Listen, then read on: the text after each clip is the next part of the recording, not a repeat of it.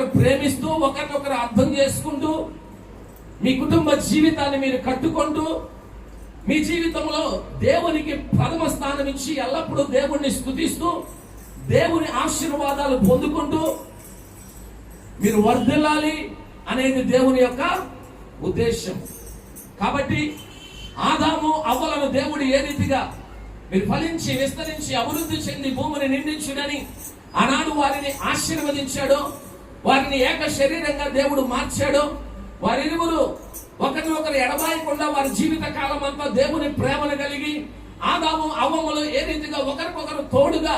వారు జీవించారో, దేవుని చిత్తమును వారు నెరవేర్చారో, మీ జీవితాల్లో కూడా అలాగున